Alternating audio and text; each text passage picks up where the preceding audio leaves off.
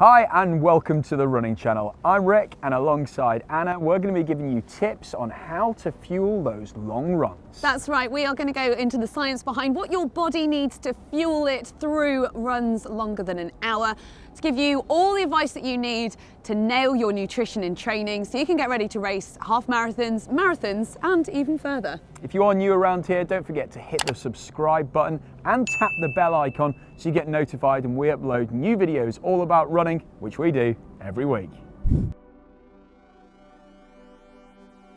If you've been running for a while, you're probably starting to think about taking on a half marathon, a marathon, or even further. And if you're thinking about these distances, you're going to have to start increasing your training ahead of race day. And when it comes to your training, if you're running for more than an hour or so, you're going to have to be thinking about how to fuel that training and get the fuel into your body efficiently enough. Okay, we've got some science incoming here, so bear with me. When you run, your body uses energy from carbohydrates and fat, and your body can store carbohydrates as glycogen in the liver and in the muscles.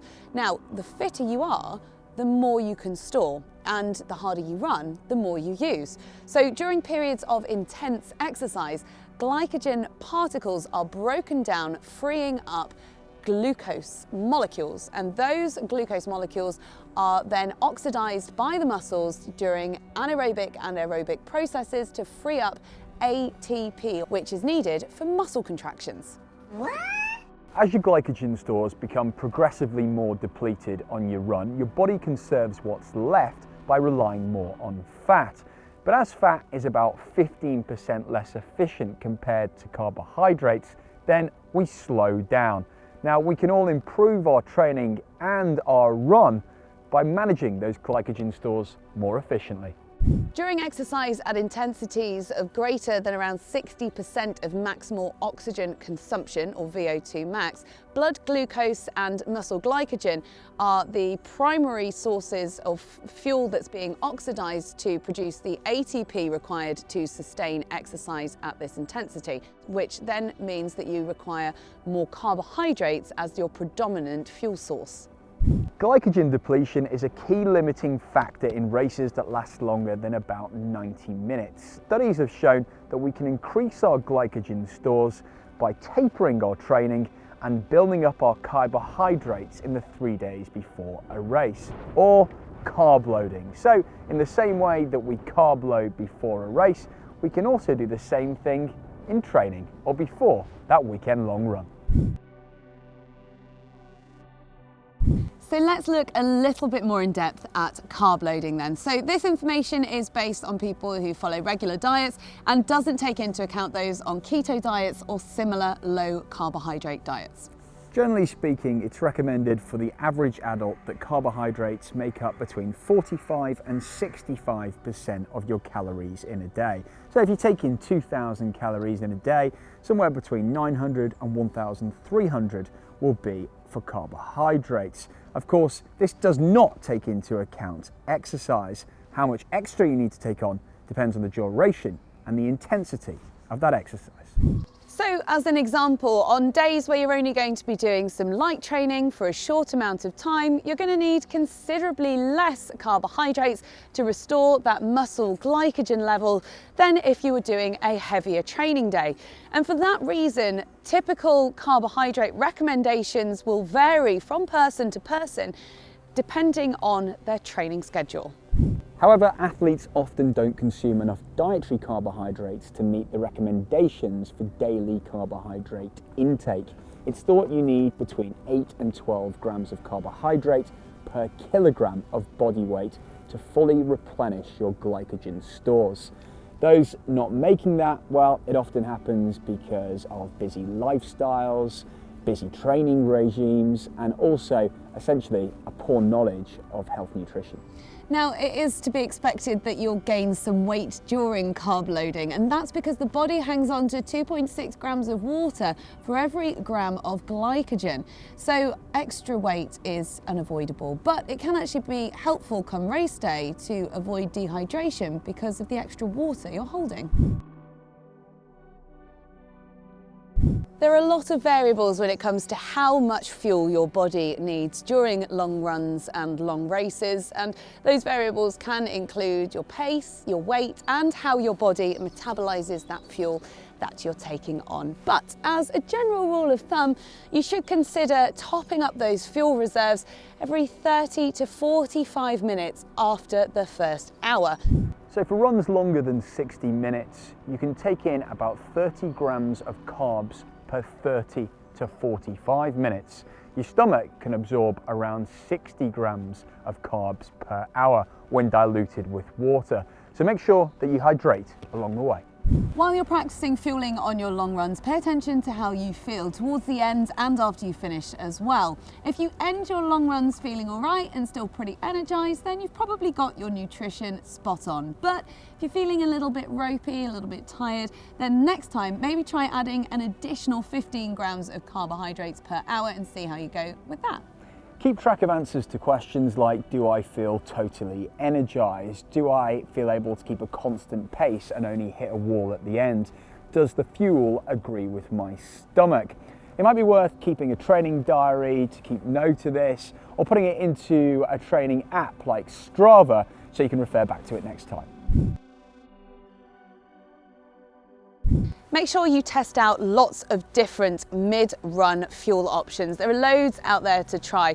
And also keep a note of how much you had, the timings of it as well, and what works for you. So like I say, there are loads of different options that you can try, from gels to sports drinks, energy bars, homemade real food that you can make yourself, or even just some sweets. Love a bit of a Haribo personally. So if you want some inspiration of gels that you could try, make sure you check out our video on the running channel where I taste tested a load of gels for you. But yeah, we're going to take a look now at some of the different options that are out there for you to try. With a mixture of water and carbohydrates, sports drinks are a quick and easy fuel that boost your energy and keep you hydrated. To perform your best, you'll generally need between 30 and 60 grams of carbs per hour of exercise. Sports drinks generally have a blend of carbs, including maltodextrin, glucose, water, and sodium to help prevent dehydration. And as well as preventing dehydration, the sodium can also help you retain fluids while you're running. You may also consider a sports drink with added protein. University of Texas researchers found that when people took on a sports drink with the added protein during endurance tests compared to people who did it without the added protein, they managed to perform better. If you do go for this route, then consider a 4-to-1 carbohydrate to protein ratio. So energy gels are a super convenient energy source for runners. So they're in single serve packets and they provide a punch of energy. If you want some suggestions of gels, do check out that video of me trying a lot of them. Don't worry, I wasn't sick after.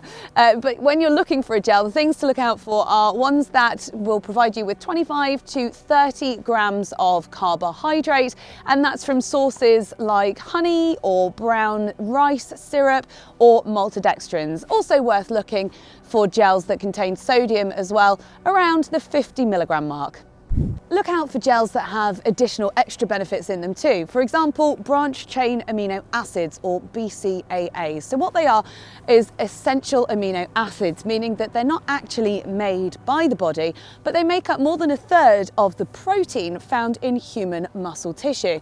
And what BCAAs do is they're used as an additional energy source, meaning that they delay the onset of fatigue so you can go faster and harder for longer.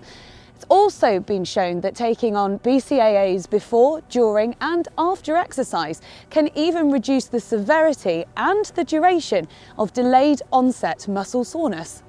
Some energy gel brands will also have caffeine options too. Now, caffeine is shown to stimulate the central nervous system and the brain, which means that it can make exercise feel a bit easier. So between 3 and 6 milligrams of caffeine per kilogram of body weight can help reduce that perceived rate of exertion, meaning 6-minute mile feels more like a 7-minute mile. Maybe, not quite. Caffeine does affect us all in different ways though, especially if you're not used to it. So it can cause the jitters in some people, or it can also cause GI issues. So do make sure you try it out and work out what's best for you. And with all these different energy gels, just have a good try of loads of them and find the one that is perfect for you. Energy bars are great as a pre-run or post-run snack, and are also good to take on during a run depending on not if you get on with them or not. They are also jam-packed with carbohydrates and are better than drinks at gels at satisfying hunger, especially during long runs, and especially really long runs. Try choose a bar with a high carbohydrate value such as oats, dates or brown rice syrup, compared to bars that have high levels of fat, protein or fibre. That's because bars with too high a level of fat, protein and fibre can actually slow down our digestion. Energy chews can give you an instant hit of energy like a shot of espresso. So they're small, they're compact, and they contain the same relative amount of carbohydrates as you'd get in a gel or a sports drink, but because they're smaller, it means that you'll have to take them more regularly. So most energy chews, you're looking at around 5 grams of carbohydrate per chew. You can also get pure caffeine versions, so things like Revy strips or caffeine bullets. Now they're obviously not going to help your carbohydrate stores, but they are going to give you an instant hit of caffeine.